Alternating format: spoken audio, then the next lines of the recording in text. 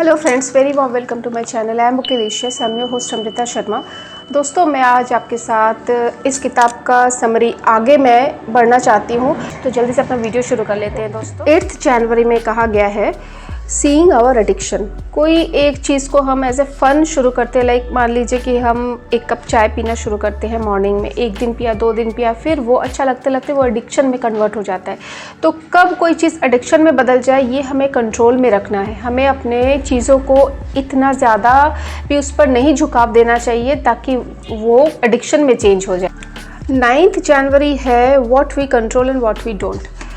बहुत कुछ चीज़ें, बहुत कुछ जो प्रकृति में हो रहा है या एक्सीडेंट हो रहे हैं या कुछ भी, ये सब कुछ हम कंट्रोल नहीं कर सकते हैं, पर इसके बाद हमारा क्या रिस्पॉन्स हो सकता है उसे हम कंट्रोल कर सकते हैं। ये वही चीज़ थोड़ा बहुत बताने की कोशिश की है जो कि 1 जनवरी में बताया गया है। तो रिस्पॉन्स क्या है वो हमें कंट्रोल करना चाहिए। क्या हम कर सकते हैं, क्या हम इसके ऊपर सोच सकते हैं, ऐसा हम उस पर रिएक्ट करें पॉजिटिव या नेगेटिव, ये हमारे कंट्रोल में होना चाहिए, ना कि सिचुएशन। क्यों सिचुएशन हमारे कंट्रोल में होता ही नहीं है। 10 जनवरी में है if you want to be study.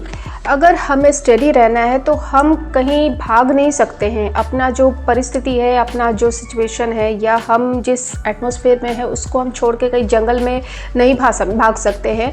हमें उसी सिचुएशन में, उसी एटमॉस्फेयर में रहना है। हम क्या कर सकते हैं कि हम फिल्टर कर सकते हैं नेगेटिव एटमॉस्फेयर को।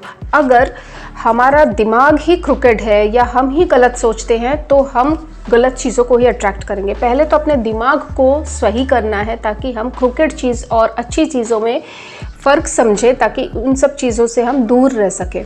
तो 11 जनवरी में है if you want to be unsteady. हम अगर जो डिस्ट्रक्टिव जो जजमेंट्स होते हैं उनको हम अवॉइड करना सीख जाते हैं, किसी ने कुछ कह दिया, उस चीज़ को अगर हम अवॉइड करना सीख जाते हैं तो हम कहीं भी किसी भी सिचुएशन में एडजस्ट कर सकते हैं। हमें लोगों को अवॉइड करने की ज़रूरत नहीं है, पर उनके जो हार्मफुल डिस्ट्रक्टिव वर्ड्स होते हैं, जजमेंट्स होते हैं, उनको हम अगर अवॉइड करना सीख जाए तो हम हर एक सिचुएशन में एडजस्ट कर सकते हैं। 12 जनवरी में है the one path to serenity. This morning remind yourself of what is in your control and what's not in your control. Remind yourself to focus on the former and not the latter. Before lunch, remind yourself that the only thing you truly possess is your ability to make choices. ठीक है, this is the only thing that can never be taken from you completely. तो choices जो हम बनाते हैं वो हमारे under control है, तो वो चॉइसेस सही हो, गलत ना हो, ये हमें ध्यान रखना है।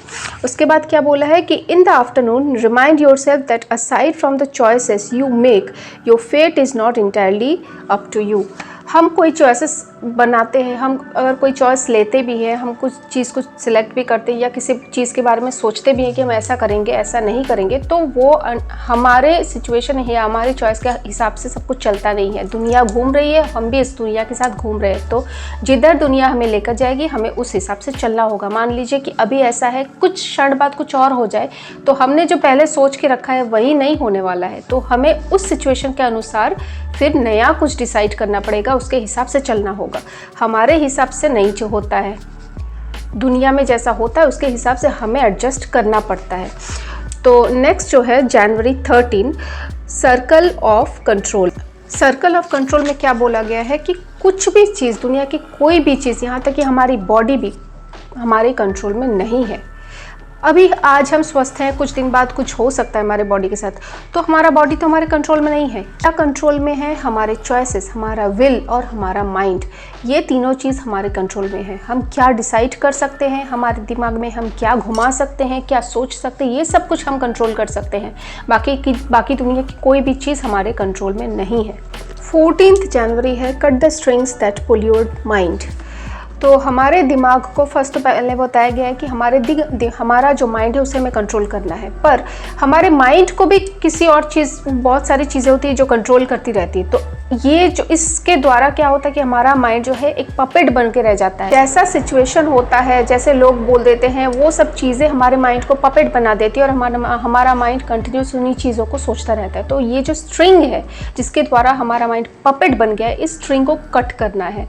मतलब ये एंडलेस गॉसिप हो गया या लोगों के बारे में अननेसेसरी सोचना हो गया, ये सारी चीज़ों को हटाना है जो हमें डिस्ट्रैक्ट करता है हमारे गोल तक पहुँचने में। जनवरी 15 peace is in staying the course. बहुत लोगों का मन होता है, बहुत ज़्यादा फिकल माइंडेड होते हैं लोग, मतलब आज ये शुरू कर दिया तो इसमें कुछ सक्सेस नहीं हुए तो उसे छोड़कर कहीं कुछ और चालू कर दिया, उसमें भी सक्सेसफुल नहीं हुए तो कुछ और चालू कर दिया। तो ऐसे सक्सेस ओवरनाइट नहीं होता है, बहुत मेहनत लगती है, बहुत समय लगता है। आपका डेडिकेशन, आपका हार्डवर्क और आपकी कंसिस्टेंसी ही आपको सक्सेस तक पहुंचाती है। हमारा सक्सेस पाथ में बहुत सारी बाधाएं आएंगी, हमें आगे बढ़ना है और जो हम डिसाइड करते हैं उसमें हमें स्टिक होके रहना है, डटे रहना है, आगे बढ़ना है। 16 जनवरी है, never do anything out of habit. बहुत सारे लोगों को बहुत सारी हैबिट्स होती है और वो अपने हैबिट की वजह से बहुत सारी चीज़ों को वो नहीं अचीव कर पाते हैं। उन्हें गोल अचीव करने में बहुत सारी बाधाओं को फेस करना पड़ता है।